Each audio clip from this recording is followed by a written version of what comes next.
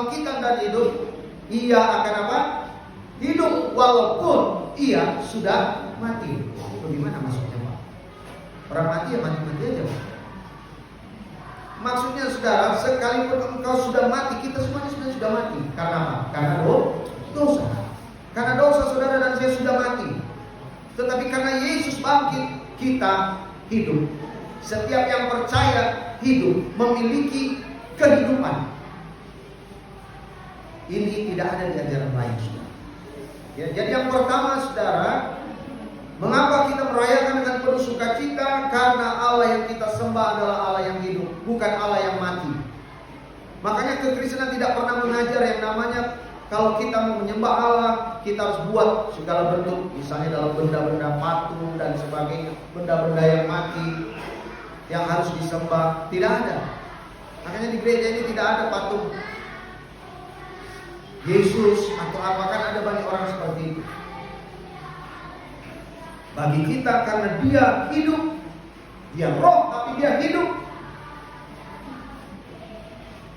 Dia tidak bisa dibatasi dengan apa itu kebendaan. Tidak, saudara. Kita punya Allah yang hidup. Yang kedua, catatan saya yang kedua, mengapa kita rayakan dengan penuh sukacita? Karena membuktikan bahwa perkataan Tuhan Yesus pasti terjadi. Bilang sama saya, pasti terjadi. Yesus tidak pernah berdusta, apa yang dia katakan pasti terjadi. Bapak Ibu tahu bahwa di dalam Injil Matius ada 4 kali Tuhan Yesus sudah menyampaikan kepada murid-muridnya sebelum dia mati, sebelum dia bangkit. Anak manusia akan diserahkan ke tangan orang-orang berdosa. Dia akan disiksa, dia akan menderita, dia akan disalibkan, dia mati, dikuburkan, dan dia akan bangkit pada hari ketiga. Wow. Tidak hanya 1 kali Bapak Ibu, tetapi berapa kali? Ada 4 kali.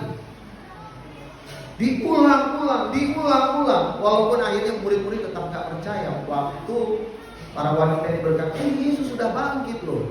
Tapi Petrus pun masih tetap gak percaya. Beberapa murid masih gak yakin. Karena memang tidak ada sejarahnya pada masa itu orang bisa bangkit dari yang namanya kematian.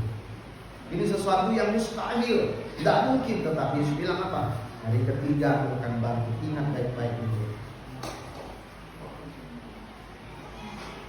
Ini membuktikan bahwa Yesus itu adalah Tuhan yang hidup. Perkataannya pasti terjadi. Apa yang dia firmankan itu digenapi.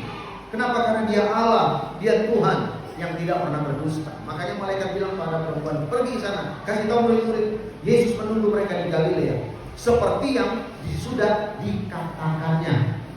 Seperti yang sudah dikatakannya. Wah, luar biasa saudara ya. Yesus itu berkata, dia genapi. Pasti terjadi, saudara. Jadi Bapak Ibu sudah dikasih Tuhan, kita bisa melihat di sini bukan hanya perkataan tentang kebangkitannya. Apa yang dikatakan Yesus, firman-Nya itu ya dan amin, pasti terjadi, digenapi. Perkataan tentang pengampunan dosa, perkataan tentang kesembuhan, perkataan tentang penyertaannya, berkatnya, apalagi tentang sorga, itu pasti terjadi dan digenapi dalam setiap hidup orang yang percaya kepadanya. Amin. Dia bukan abal-abal. Yesus itu bukan seperti yang lain, bukan manusia biasa yang kalau bicara bisa PHP, pemberi harapan palsu. Nah, banyak sekarang nabi-nabi palsu, makanya suka kasih harapan palsu. Ya.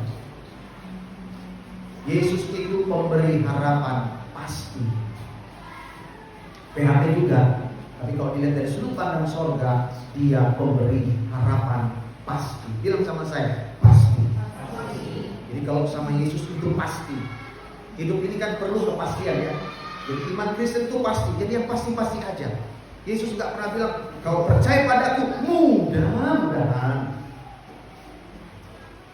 masuk. Kalau tidak di dalam surga ya di pintu surga aja udah cukup. Ya, Yesus sudah bilang, sudah memutlakan dirinya, mengeksklusifkan dirinya, bilang apa? I am the way, I am the truth, I am the life. Aku jalan kebenaran dan Yesus satu-satunya jalan, gak ada lagi jalan di dunia ini. Hanya Yesus satu-satunya yang membawa kita sampai ke ke surga.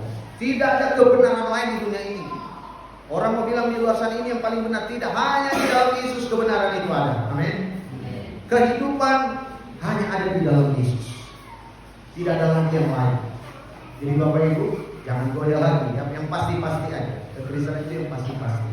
Kalau masih mudah-mudahan sudah, tinggalkan. Jangan didengerin. Pasti aja udah, ya.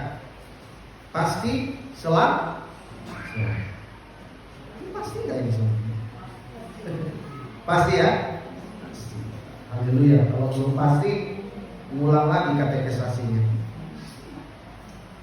Dia memberikan kepastian, bukan semoga, tetapi benar-benar kepastian. Kekristenan itu berbeda dengan yang lain. Karena kekristenan itu bicara kepastian.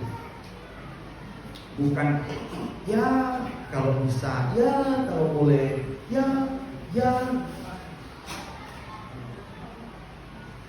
Tapi kekristenan pasti. Siapa yang percaya kepadaku tidak binasa, melainkan beroleh hidup yang kekal. Titik. Tidak ada lagi tambah dan kurang di situ. Itulah Yesus. Yang ketiga, catatan saya ketiga di sini dikatakan kenapa kita harus penuh dengan sukacita. Merayakan Paskah di dalam setiap kehidupan kita karena membuktikan bahwa Tuhan Yesus adalah Tuhan yang selalu bisa diandalkan. Yesus adalah satu-satunya Tuhan yang diandalkan, bisa diandalkan, saudara. Bukan hanya bisa, harus bagi kita. Dia satu-satunya yang kita andalkan.